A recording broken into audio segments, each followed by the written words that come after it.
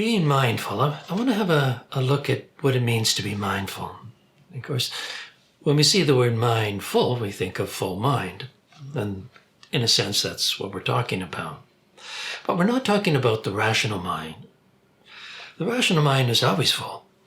At least in our present day, we're constantly busy plotting and scheming and doing things. And our mind, our rational mind, is constantly working.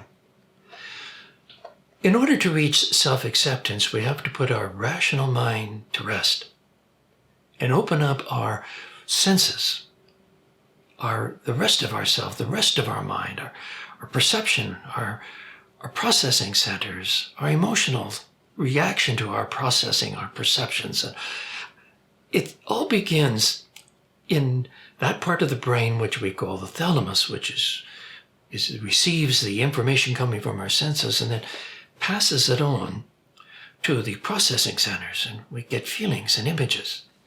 The key here is to avoid our central processor, the frontal cortex, and just allow our minds to, without focus, to absorb the sensations, the perceptions that are all around us. And more than just accepting them, to actually absorbing the energy that's in them.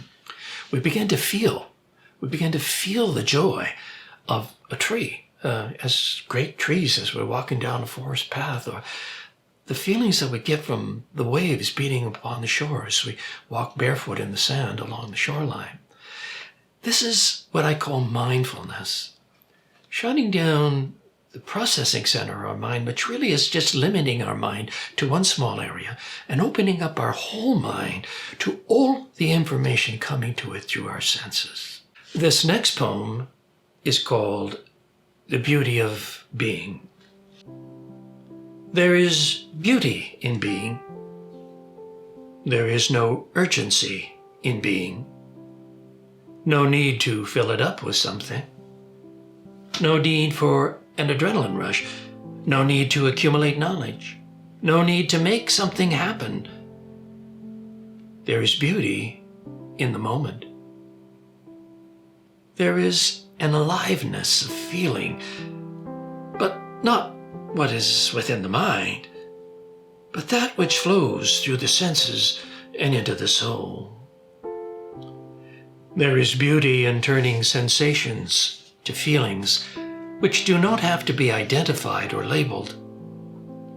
There is beauty in taking those feelings and recreating sensations through poetry, music, or the canvas, not to agonize or scrutinize, but to just feel and allow life to flow.